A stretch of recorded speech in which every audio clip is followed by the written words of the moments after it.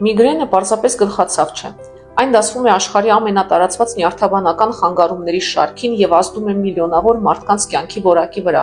Սեպտեմբերի 12-ը միգրենի համաշխարհային օրը հիշեցնում է, որ միգրենով ապրող մարդիկ կարիք ունեն աջակցության ու ժամանակին բուժման։ Կանանց մոտ այս գլխացավի տեսակը հանդիպում է մոտ 3 անգամ ավելի հաճախ, քան տղամարդկանց մոտ։ Սկսվում է հիմնականում դեռահասության կամ երիտասարդ տարիքում։ Միգրենի ախտանշաններն են. ուժեղ գլխացավ, որը կարող է տևել 4-ից 72 ժամ, ցավը սովորաբար միակողմանի է,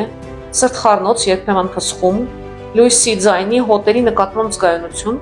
որոշ դեպքերում աուրա, տեսողական կամ զգայական խանգարումներ գլխացավից առաջ։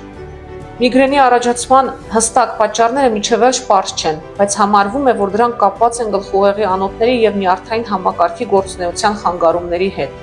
Միգրենն ամբողջությամբ բուժել հնարավոր չէ, բայց ճիշտ բուժման եւ կանխարգելման միջոցով կարելի է զգալիորեն նվազեցնել նոպաների հաճախականությունը եւ ցավի ուժգնությունը։ Բուժումը ներառում է ինչպես նոպաների ժամանակ օգնող դեղամիջոցներ, այնպես էլ կանխարգելիչ թերապիա, որը նշանակվում է միայն մասնագետի կողմից։